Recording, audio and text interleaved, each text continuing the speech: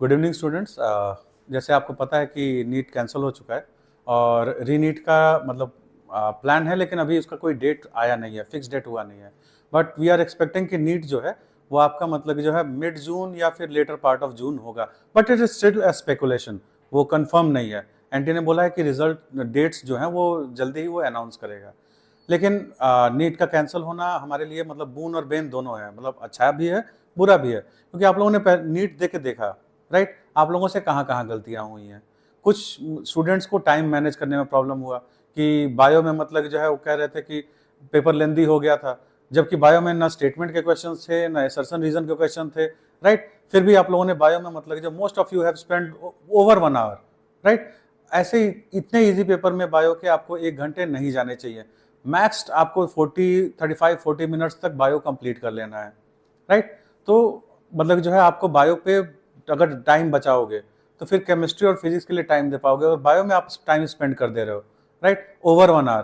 तो आप केमिस्ट्री में फिर मतलब जब जल्दी जल्दी करने की कोशिश करोगे और फिजिक्स के लिए एकदम टाइम नहीं बचेगा, और फिजिक्स के टाइम नहीं बचेगा तो आप कैलकुलेशंस वगैरह सब एरर करके आओगे, राइट। और ये इस बार बहुत सारे बच्चों के साथ प्रॉब्लम हुई है, आप लोगों के साथ, जितने लोगों से हमारी बात हुई, राइट। और जो आपका एक्सपेक्टेशन था कि नहीं मेरा मतलब जो है वो अबव 600 इस बार जाएगा या 640 जाएगा या 660 जाएगा, राइट। मार्क्स आपके 500 और 5 मतलब जो है 600 के बीच में आ गए हैं, राइट। मतलब straight drop of over 100 marks, literally आप लोग इतना मार्क्स नीचे किए हो। और केवल क्या, आप लोगों ने टाइम मैनेजमेंट नहीं किया।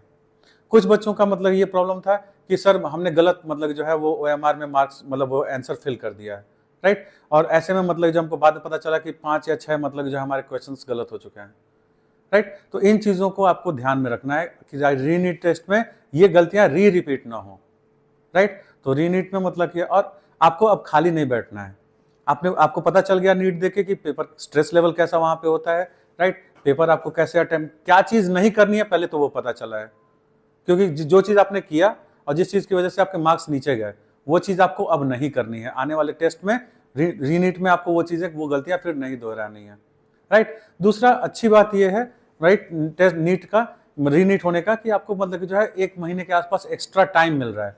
और एक्स्ट्रा टाइम मिलने का मतलब कि आप मतलब जिसमें और अच्छा प्रिपरेशन कर सकते हो। आप अपने इन एरर्स को, जो गलतियां हुई हैं जिनकी वजह से मार्क्स आपके डाउन हो रहे हैं, उन एरर्स को आप इंप्रूव कर सकते हो, उन एरर्स को आप मतलब एलिमिनेट कर सकते हो, राइट। तो आपको मतलब कि जो है प्रैक्टिस खत्म ना हो जाए, क्योंकि अगर मतलब कि जो है आपने मतलब कि जो है टेस्ट दे लिया उसके बाद रिलैक्स मोड पे आ गए, रीनीट के लिए मतलब प्रिपेयर नहीं किया, तो लास्ट में आके आपके स्ट्रेस बहुत बिल्डअप होने वाला है, राइट। और चीजें दिमाग से स्किप कर जाएंगी।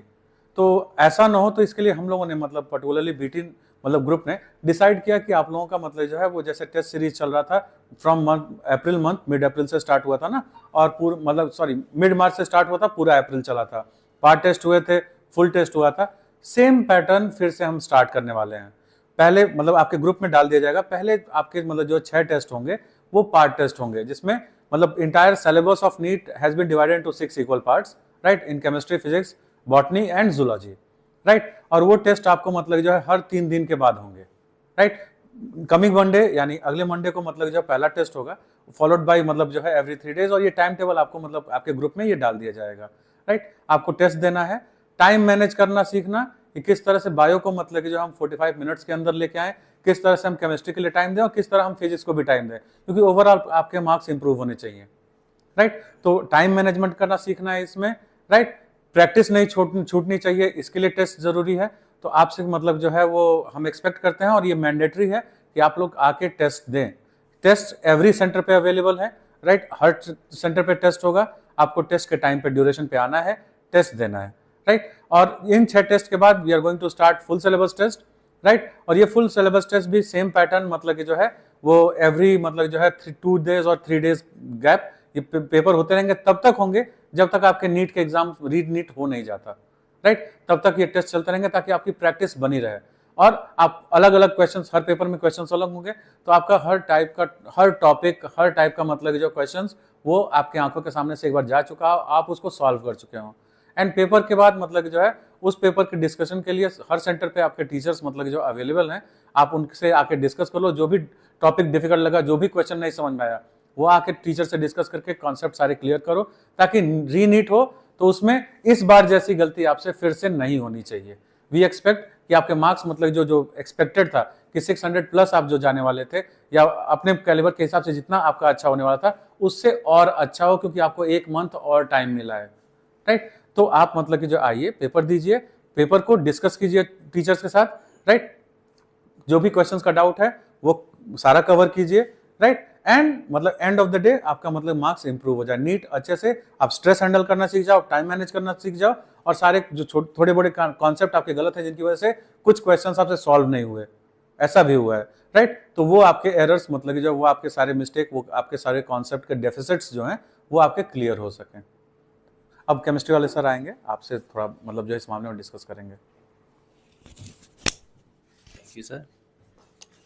तो हेलो बच्चों, केमिस्ट्री में आपको क्या बातें ध्यान में रखनी है? जैसे केमिस्ट्री में 3 सेगमेंट है, physical chemistry, inorganic and organic. तो फिजिकल केमिस्ट्री में मैक्सिमम बच्चे कैलकुलेशन मिस्टेक करते हैं। कैलकुलेशन मिस्टेक आपको नहीं करनी है, और एरर ज़्यादा आपको सिली मिस्टेक्स जो रहती है क्वेश्चन पढ़ने में वो आप करते हो इनऑर्गेनिक में। इनऑर्गेनिक में आप छोटी छोटी सी चीज़ें जो पॉइंट रहते हैं जहां आप उसे मिस कर देते हो, देन सिली मिस्टेक आपका क्वेश्चन पूरी तरह से गलत हो जाता है। ऑर्गेनिक में आपको रिएजेंट की प्रॉपर्टीज ध्यान में रखनी होती है। और मैं तो ये चाहूँगा, आपको ये बोलना चाहूँगा कि ये जो आपका रीनीट हो रहा है, ये रीनीट आपके लिए एक एडवांटेज के फॉर्म में आया है कि आपने जो गलतियां अभी की वो दोबारा आप रिपीट ना करें। इससे आपका इम्प्रूवमेंट करना है, आपको जो भी आपने गलतियां करी उसको सुधारना है, देन उसके बाद आप अच्छे से पेपर देंगे। जो भी गलतियां करी है वो रिपीट नहीं होनी चाहिए। उन गलतियों को अगर आपने रिपीट किया तो वही चीज होने वाली है जो पिछले पेपर में हुई, तो आपको इसमें इम्प्रूवमेंट करना है। Is that clear? ठीक है, चलिए फिजिक्स वाले सर आएंगे, आपको बता देंगे क्या करना है। और हेलो स्टूडेंट्स, जैसा कि आपको पता है कि नीट का एग्ज़ाम जो है दोबारा होने वाला है। तो फर्स्ट ऑफ ऑल एक चीज़ पे ध्यान रखिए कि आपको दोबारा रजिस्टर करने के लिए ज़रूरत नहीं है, किसी चीज़ की भी ज़रूरत नहीं है। जो आपने पहले रजिस्ट्रेशन किया था नीट के लिए वही यूज़ होगा दोबारा, बस आपको एडमिट कार्ड आ जाएगा। जैसे जैसे आपको अपडेट मिल जाएगा साइट पे, तो ऑफिशियल साइट पे ही चेक करना, इंस्टाग्राम पे चेक मत करना क्या हो रहा है क्या नहीं हो रहा है, ठीक है। तो हमारी तरफ से भी हम आपको अपडेट देंगे जैसे जैसे एनटीए कुछ बताता है। अभी मान के चल रहा है हमारे पास 1 मंथ है प्रिपरेशन के लिए। तो 1 मंथ को किस तरीके से मैनेज करना है उसके लिए हमने आपको पार्ट टेस्ट का सिलेबस आपको मिल जाएगा। नेक्स्ट 2 वीक्स के लिए 6 पार्ट टेस्ट है। तो सिलेबस, पूरे फुल लेंथ सिलेबस को हमने 6 पार्ट में डिवाइड कर दिया है ताकि आपका जो रिवीजन है वो इजीली तरीके से मैनेज हो सके। और क्या कर सकते हैं आप, एक चीज़ पे फोकस कीजिए कि ये जो पेपर में आपकी गलती हुई है, 2 टाइप के बच्चे हैं कि एक जिनका डिसेंट स्कोर आ रहा है, एक थोड़ा लोअर एंड पे है कि थोड़ा कम स्कोर आ रहा है। तो कुछ नया पढ़ने की ज़रूरत नहीं है। जिनके ज़्यादा कम नंबर आ रहे हैं उनके लिए आप क्या कीजिए कि जैसे जैसे टेस्ट होगा आप टेस्ट दीजिए।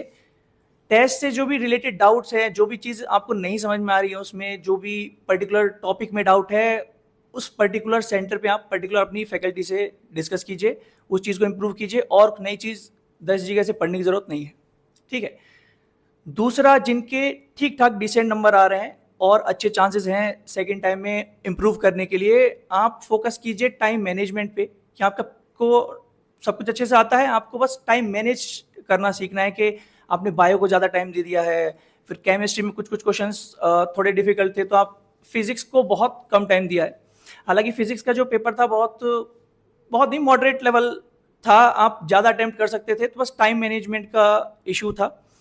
तो अभी जो फर्स्ट 2 वीक्स के लिए कुछ एग्जाम्स होंगे आपके लिए, तो आप उनमें फोकस कीजिएगा कि आप टाइम अच्छे से मैनेज करें, ठीक है। ऐसा नहीं कि अगर एक सब्जेक्ट में ज़्यादा टाइम लग रहा है तो उसी को खींचते चले आ रहे हैं, क्योंकि आपको ओवरऑल नंबर लाने हैं, आपको कोई पर्टिकुलर सब्जेक्ट में टॉप नहीं करना है, आपके ओवरऑल नंबर आने चाहिए। तो मेक श्योर करो कि अगर आपको किसी सब्जेक्ट में जैसे जैसे आप फर्स्ट 2 टेस्ट देते हो लगता है आपको ज़्यादा टाइम मैनेज नहीं हो रहा है, ज़्यादा टाइम जा रहा है, तो उस चीज़ पे अपने टीचर से डिस्कस कीजिए कैसे क्या मैनेज करना है, क्या गलतियाँ हो रही हैं, किस तरीके से पेपर देना चाहिए।